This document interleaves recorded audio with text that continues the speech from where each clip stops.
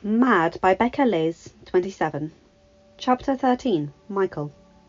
Michael gazed out of the window of his town house, which was located in Bloomsbury. It was just far away enough from Grosvenor Square that he was not accosted by the daily matchmaking mamas, and close enough to Mayfair to still be considered fashionable. The weather had cooperated as he looked up at the blue, cloudless sky, and he found himself very much looking forward to his promenade with Penelope Featherington. Michael had already decided that Miss Featherington would not make the best match for his cousin, not because she was not beautiful or intelligent, but because Michael himself was interested in her. When he had come to call on her the previous day, she had surprised him with her loveliness. She was clearly very bright and also quite funny, laughing several times with her quick-witted responses and keen observations. Penelope's friend Eloise had been at the Bridgerton house when he had come to call. He had come to find out that she was one of the Bridgerton brood and was the second eldest daughter. For a moment Michael thought she might be a suitable bride for his cousin, but after hearing her speak her thoughts on marriage, Michael did not think that her and John would suit. As he fastened his cufflinks, Michael walked down to the foyer and put on his coat and adjusted his cravat. John had suggested that he hire a footman and a butler to assist with the running of the rather large townhouse, but he had declined. He managed quite well with a housekeeper, Miss Mudgett, and his cook. He did not need someone helping him dress or answer the door, as he was rarely in London. "Are you off then, sir?" asked his elderly housekeeper as she came round to the corner. She was a dear woman, and had looked after Michael for many years. "Yes, Miss Mudgett. I will be back this evening for supper. What are we having tonight?" "I believe cook said we are having roast dinner. Beef, if I recall," replied Mrs. Mudgett as she picked up a piece of lint from his coat and smoothed off the sleeve so that there were no wrinkles. "Will you be taking the dogs with you then? I dare say they could use the exercise after being cooped inside all this house." Michael looked down at the two black terriers that were sitting just at the entrance of the parlour, looking up at him, pleading with him with their puppy eyes to go for a walk in the park. Michael was by no means a pushover in any way, but his dogs were his soft spot, and he could not deny them a chance to go to the park. "Very well. I do not think Miss Featherington will mind if you two come along," he said as he patted their heads and attached their leads, and set off towards the park. He made it there quickly, and soon found the Featheringtons setting up their tent. "Good morning, Lady Featherington," said Michael in what he hoped would to be a pleasant manner. "A beautiful day, is it not?" he added while catching Penelope's eye. He saw a delightful blush cover her peaches and cream complexion, and she looked down shyly. Lady Featherington looked up and smiled pleasantly at Michael. "Mr. Sterling, how nice to see you. I see you have brought your dogs," she said, looking down somewhat disdainfully at the two dogs that sat at his feet. "Ah, yes. I am afraid they have not had much exercise here in London. I thought that they would enjoy a visit to the park. I hope you do not mind." Before Lady Featherington could respond, Penelope had come forward and knelt down to pet the dogs. "I do not mind at all. I adore animals. What are their names?" asked Penelope. "This one here is Barlow," said Michael, "and this one here is Bear, both females."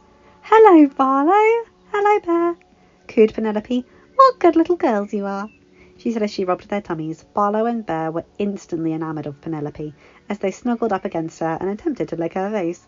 "We will have to introduce the two of you to Newton." "Who is Newton?" asked Michael curiously. "Newton is Miss Kate Sharma's dog. Miss Sharma is engaged to the Viscount Bridgerton," Penelope replied happily. "They should be here somewhere. Eloise said that the entire Bridgerton brood would be making an appearance." "Shall we go and find them then?" asked Michael, extending his arm towards Penelope. "I would love to." As the park was crowded with people, Lady Featherington let them go in search of the Bridgerton family without a chaperone. They did not have to search far for the Bridgerton family, as they soon found them situated near the river in the shade of a willow tree. "Penelope!" Michael heard a child cry and saw a young girl barreling towards her, followed by another younger boy, who soon enveloped Penelope in a tight embrace. "Hyacinth, Gregory, how are my favourite Bridgertons been?" "Good! We missed you. It's been ages since we've seen you," said Gregory before turning to Michael. "Hello, sir. I am Gregory Bridgerton, and this is my younger sister, Hyacinth Bridgerton." Penelope laughed. "Thank you, Gregory, for introducing yourself." "Gregory, Hyacinth, this is my friend, Mr. Michael Sterling, and these are his dogs. This is Barlow, and this is Bear." "May we play with them, Mr. Sterling?" asked Hyacinth. Do they like fetch? I'm sure that they would love that, replied Michael, enjoying seeing the children's eyes light up with happiness.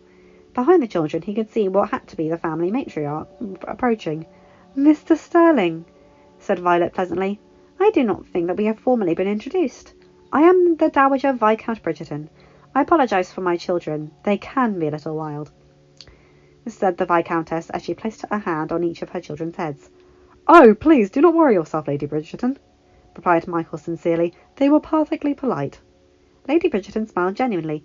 Come, you must meet the rest of the family. As she walked back towards the tent, which Michael could now see was full of people, he and Penelope got closer. He could see the Viscount Anthony and his younger brother Benedict all but glaring at him as they approached. Mr. Sterling, I believe you know my two eldest sons, Anthony, who is the Viscount, and my second son, Benedict. Anthony and Benedict both gave him curt nods before Lady Bridgerton moved on with her introductions. And this is Miss Kate Sharma. She is engaged to Anthony. Although engaged to the Viscount, Miss Sharma seemed incredibly happy to meet him officially. He recalled that she was the one who had introduced them at Lady Cowper's ball. And my eldest daughter Daphne, the Duchess of Hastings, and her husband Simon, the Duke, said Violet. And this little angel, added Violet before taking the baby from the Duchess's arms, is their son, and my first grandchild, Augie. Michael took the baby boy's hand and shook it gently. Pleasure to meet you, Master Augie, and laughed when Augie rewarded him with a toothy grin. For his part, Michael did not notice the collective sigh that came from the women that surrounded him. On the other hand, he did notice the eye roll that was shared by the Viscount, his younger brother, and the Duke. And then, of course, you have met Eloise, Gregory, and Hyacinth, added Violet as she nodded towards her Eloise, who was now standing at Penelope's side, and Hyacinth and Gregory, who were playing with Barlow and Bear with another dog, a corgi that must have been Miss Sharma's. You have a lovely family, Lady Bridgerton. I myself have always longed for a large family. I do not have any siblings myself. It has always just been myself and my cousin John. Violet nodded. This is not even all of my children. My son Colin is away. He recently travelled to Albania, and my daughter Francesca is currently staying with her aunt in the country to study the pianoforte. I had the pleasure of meeting your son Colin at the Mondricks about a week ago, said Michael. It must have been just before he left for Albania. There was a charged silence after Michael's statement, and he noticed that the entirety of the Bridgerton family were looking at Penelope with sympathetic eyes. Miss Bridgerton, Mr. Bridgerton, said Michael suddenly to Hyacinth and Gregory. I was just about to take a promenade with Miss Featherington. Would you be so good as to keep an eye on Barlow and Bear while we are gone? We will keep an eye on them, won't we, Gregory? Replied Hyacinth, causing Mr. Sterling to laugh. Do you have a chaperone? Said Anthony, suddenly his eyes boring holes into Michael's. I am afraid not, my lord. Lady Featherington seems otherwise engaged and was not able to accompany us. Then I am afraid it would not be appropriate for you to promenade with Miss Featherington, said Anthony sternly. Eloise and I will chaperone, said Miss Sharma suddenly, before giving a look to her fiancé, who was giving her a murderous stare. We would be delighted, she added with a smile. Thank you, Miss Sharma, Lady Bridgerton. Your graces, gentlemen, said Michael before giving them a small bow.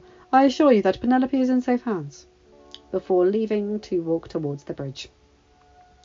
As Michael walked with Penelope over the bridge so they could watch the swans and ducks as they dived under the water, Eloise and Kate were remaining a good distance away from them, allowing them their privacy. I apologise, Mr. Sterling, for Anthony.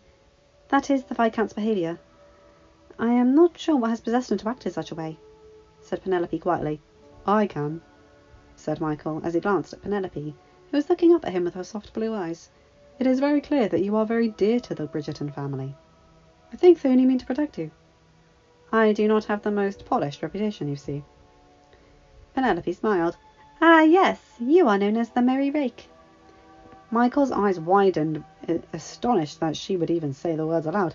Miss Featherington, said Michael in mock outrage. Penelope just smiled, but then her eyes glanced over, as she suddenly looked as if she was far away. I did not realise that you were acquainted with Colin. Yes, I met him at Monrick's. He was as drunk as a wheelbarrow. I did not think it would be wise for him to walk alone, so I gave him a ride. Well, that was very good of you, replied Penelope, her eyes staring out over the water. It was clear to him, based on the conversation that Michael had had with Colin the day at Monrick's, and the way Penelope's countenance had changed, that there was something between them. Michael felt a twinge of jealousy at the thought. Against his better judgment, Michael then said, "I believe he spoke of you that night that I encountered him at Monrick's." Penelope's eyes widened. "He spoke of me?" "Yes, he was quite forlorn." "He intimated that the two of you had had a falling out?" "Well, yes, I suppose we did," Penelope replied. "He said some cruel things about me. I asked him for some distance. I think he feels very badly about what happened." Michael was confused. Why would anyone say anything cruel about the beautiful girl in front of him? "If you do not mind me asking, what happened?" Penelope sighed. "It is a rather long story, but a few weeks ago, at a ball that my mother was hosting, Colin was speaking with a few of his gentleman friends. Colin always asks me to dance, mainly out of pity, because he knows I do not get the opportunity to do so at balls." Michael interrupted. "Why do you not get asked to dance?" "Well, because I am a wallflower. I am not popular." "I do not understand, Penelope. You are not a wallflower. You are intelligent, and my God, you are so beautiful it is hard for me to look away from you." Penelope smiled sadly. "Before you arrived in London, Mrs. Sterling, I was at the mercy of my mother when it came to picking out my clothing. She often dressed me in the most appalling fashions, and in the most hideous shade of yellow or green that you can imagine. Lady Bridgerton, who I know abhorred my wardrobe, took it upon herself to purchase a new one for me, and had my dresses remeasured. I look quite different than I did before." Michael took Penelope's hand, caring not for the people around him or the impropriety. "Penelope, you could be dressed in the most atrocious coloured dress in the world, and you would still be the prettiest girl in London. I do not know why these frivolous dandies cannot see how brilliant you are." Penelope stared up at him in wonder. "Thank you." "You're welcome. Please continue your story." "Yes, apparently Colin was with his friends, and they were asking him about the dance we had been shared earlier that evening. And one of the gentlemen, Lord Fife, asked if we were courting." "And then what happened?" Colin said gently. You could see that Penelope was having difficulty continuing her story. He knew some of what was said from what Colin had told him, but he had not heard it from Penelope's perspective. "He said, 'Are you mad? I would never dream of courting Penelope Featherington. Not in your wildest fantasies.'" Penelope sighed deeply. "It is not what he said that bothered me. It is the fact that he said it so publicly.